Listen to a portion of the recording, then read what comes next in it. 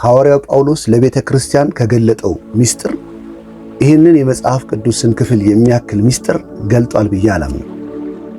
ከዛ ውስጥ መጀመሪያ ከማደርጋቸው ሐዋርያው ጳውሎስ ለቤተ ክርስቲያን የገለጣቸው ድንቅ ሚስጥራቶች በጣም ጥቂት ናቸው። ከነዛ ጥቂቶቹ ከዋነኞቹ አንዱ ገላትያ ምዕራፍ 2 ቁጥር 20 ላይ ያለው ነው። እንደዚህ ይላል፣ ከክርስቶስ ጋር ተሰቅያለሁ፣ አሁን እኔ ሕያው ሆኜ አልኖርም። ሐዋርያው ጳውሎስ እዚህ የመጀመሪያዋ ስንኝ ላይ ከክርስቶስ ጋር ተሰቅያለሁ። ይህን ሲናገር ሐዋርያው ጳውሎስ ሮሜ 6:6 ላይ ከእንግዲህ ወዲህ ለኃጢአት እንዳንገዛ የኃጢአት ሥጋ ይሻር ዘንድ አሮጌው ሰዋችን ከክርስቶስ ጋር እንደተሰቀለ እናውቃለን ብሏል።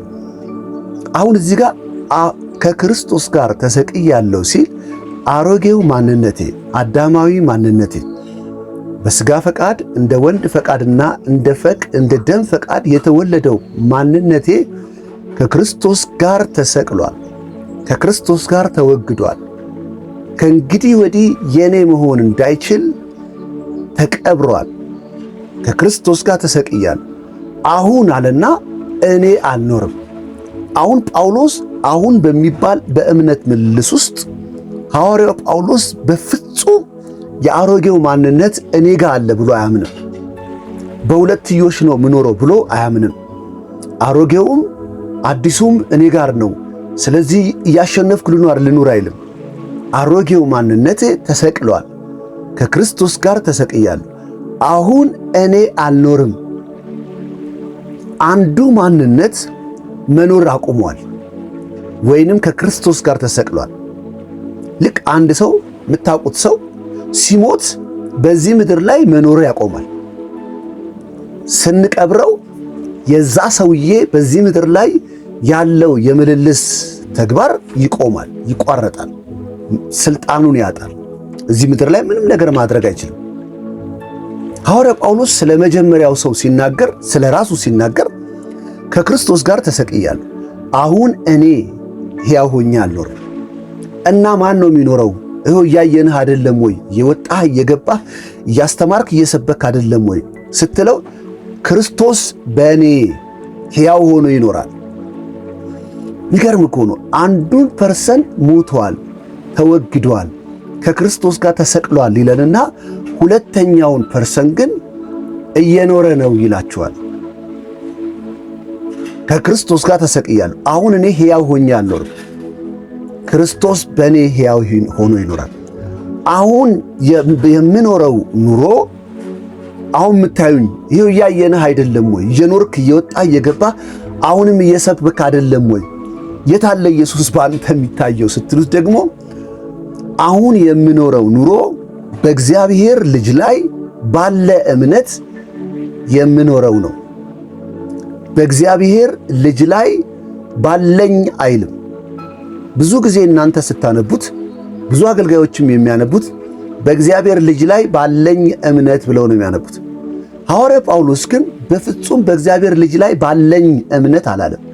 በእግዚአብሔር ልጅ ላይ ባለ እምነት፣ ኢየሱስ ላይ ባለ እምነት ነው የምኖረው ኑሮ የምኖረው። ስለዚህ አንድ ማንነት በአንድ ማንነት ውስጥ ተሰውሯል። በእግዚአብሔር ልጅ ላይ ባለ እምነት የምኖረው ነው። ይህ ታላቅ ምስጢር ነው። ከክርስቶስ ጋር አንድ ሆኖ ሐዋርያ ጳውሎስ ልክ ጨው ይዛችሁ ውሃ ውስጥ ስትከቱት እንዲህ ስታዩት የጨውን ምስል ለጥቂት ጊዜ ታዩታላችሁ። ጨው በውሃ ውስጥ ተቀምጦ ታዩታላችሁ። ትንሽ ስትቆዩ ጨው ይጠፋል፣ ውሃው ይሆናል፣ የውሃው መልክ ይይዛል። ያንን ውሃ ስትጠጡት ግን ጨው እዛ ውስጥ አለ። ሁለቱ ሃርሞኒ አድርገዋል።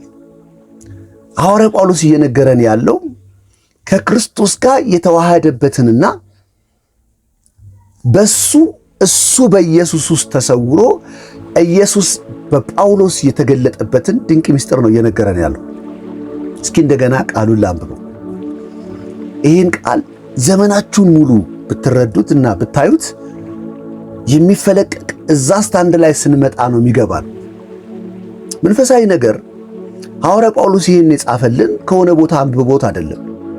ሐዋርያ ጳውሎስ ይህን የጻፈልን ሆኖት ነው።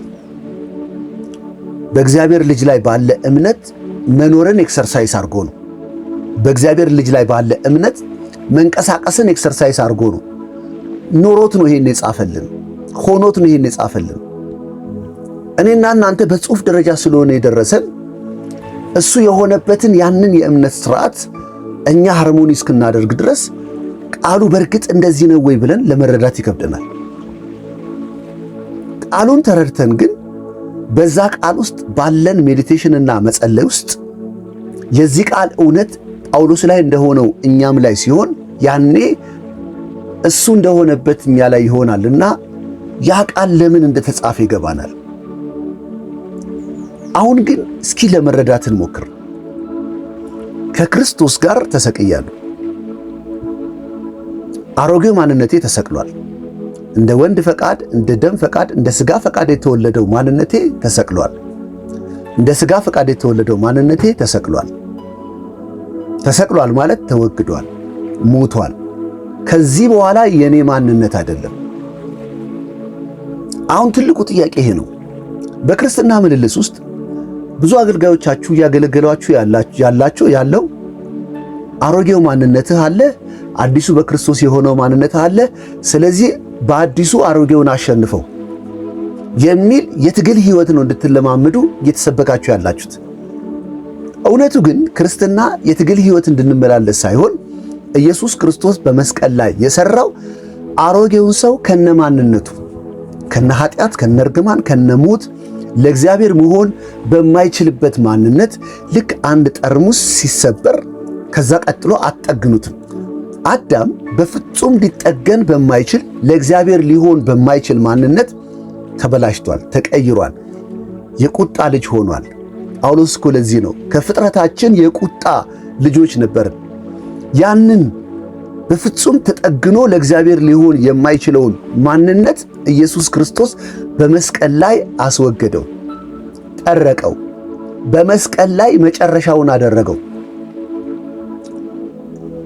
ሲቀበር የዛ ፐርሰን ማንነት መደምደሚያ ሆነ፣ መጨረሻ ሆነ። እኔና እናንተ ዛሬ የውሃ ጥምቀት ስንወስድ የውሃ ጥምቀት ልንወስድበት የሚገባ መረዳት አሮጌው ማንነታችን፣ አሮጌው ሰዋችን አሁን ይህንን የውሃ ጥምቀት ስትወስድ በውሃ ውስጥ ስትቀበር ሙሉ አካልህ ውሃ ውስጥ ይሰጥማል። ያኔ የአሮጌው ሰው ማብቂያ፣ የአሮጌው ሰው ማክተሚያ የቀብር ስርዓት ነው። የውሃ ጥምቀት ለአዲስ ኪዳን አማኞች የቀብር ስርዓት ነው። የማቀብር የአሮጌው ሰው የአዳም በእግዚአብሔር ፊት ሊጠገን የማይችለው ኢየሱስ ክርስቶስ በመስቀል ላይ ያስወገደው ከመስቀል ወርዶ የሚቀበርበትና መደምደሚያ የሚደረግበት ስፍራ ሲሆን ትንሣኤው ደግሞ የአዲሱ ፍጥረት የአዲሱ ማንነት መነሻና መጀመሪያ ነው። አሁን በዚህ ቃል መረዳት እንደገና ቃሉ ጋር ልውሰዳችሁ። ከክርስቶስ ጋር ተሰቅያለሁ። አሁን እኔ ሕያው ሆኜ አልኖርም። አሁን ሕያው ሆኜ አልኖርም ሲል ሞቷል ማለት ነው። በቃ ይሄ ሰው አሁን ሕያው ሆኖ አይኖርም ካለ በቃ አክትሟል ማለት ነው። እዚህ ምድር ላይ ያለውን ኦቶሪቲ አጥቷል። ጳውሎስ እንደዚህ ነው እየነገረን ያለው። አሮጌው ማንነቴ፣ አዳማዊ ማንነቴ በእግዚአብሔር ፊት ሊጠገን የማይችለው ይሄ ማንነት ኢየሱስ በመስቀል ላይ ሰቅሎ ገሎታል። በመቃብር አክትሞለታል። አሁን እኔ የምኖረው ኑሮ ከሙታን በተነሳው አዲስ ፍጥረት በሆንኩት ማንነት ነው የምኖረው። አሁን ቃሉ እንደገና ላንብበው። ከክርስቶስ ጋር ተሰቅያለሁ። አሁን እኔ ሕያው ሆኜ አልኖርም። ክርስቶስ በእኔ ክርስቶስ በአዳም አይኖርም። ክርስቶስ አዳምን ለክርስቶስ መኖሪያ አድርገን አናቀርበውም። ክርስቶስን ለማቅረብ ክርስቶስ እንዲኖርበት መሆን አይችልም። አዳም ሊጠገን በማይችል ማንነት ለእግዚአብሔር የክርስቶስ ማቅረቢያ መሰዊያ መሆን እንዳይችል ፈርሷል፣ ተጥሏል፣ በመስቀል ላይ ተገሏል፣ በመቃብር መደምደሚያው ተደርጎለታል። ጳውሎስ እየነገረን ያለው አሁን እኔ አልኖርም እና ማን ነው የሚኖረው? ክርስቶስ በእኔ ይኖራል። ከዚህ በኋላ አሁን በምልልስህ እንዴት ነው የምትኖረው? ማይንድ ሴትህ ምን አይነት ነው ስትሉት በክርስቶስ ላይ ባለ እምነት የምኖረው ነው። በእግዚአብሔር ልጅ ላይ ባለ እምነት ኢየሱስ ቢሆን ሊያደርግ ባለው እምነት ውስጥ ነው ምኖረው። ስለዚህ ቶታሊ ጳውሎስ የሚባለው ሰው ልክ ያ የጨው ፍሬ ያ የጨው ቅንጣት በውሃ ውስጥ ተሰውሮ እንደጠፋ የውሃውን ከለር እንደያዘ አንድ ብረት እሳት ውስጥ ስትከቱት ያ ብረት ጠፍቶ የእሳቱን ማንነት እንደሚይዝ ሐዋርያ ጳውሎስ ከክርስቶስ ጋር ባለው ህብረት ውስጥ የዚህን አይል አንድነት ሆኗል። ይሄ የጳውሎስ ውጤት ነው። ጳውሎስ በዚህ ይሄን መልእክት ሲጽፍ የሆነውን ውጤት ነው እየነገረን ያለው። ለኔና ለእናንተ ደግሞ ተዘጋጅቶልናል በዚህ ስታንድ ላይ መሆን እንድንችል።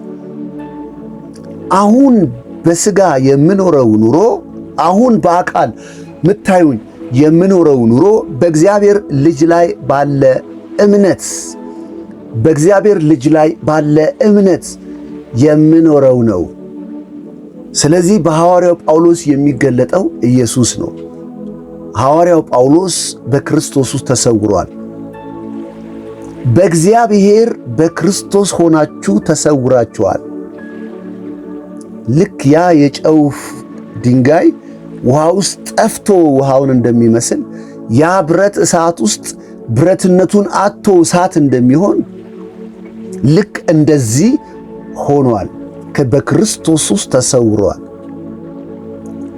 የቤተ ክርስቲያን ልትገለጥበት ያለ የፊታችን ዴስቲኒ እዚህ ስታንድ ላይ መምጣት ነው።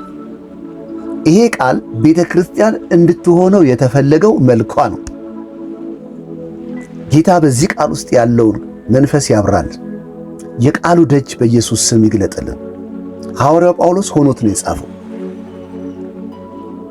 ያ የሆነውን ያ የተመላለሰበትን ኤክሰርሳይዝ ያደረገውን የሕይወት ሥርዓት እኔና እናንተም መመላለስ እንድንችል እግዚአብሔር የቃሉን የመገለጥ ደጅ በኢየሱስ ስም ያብራልን። ተባረኩ። በጣም ወዳችኋለሁ።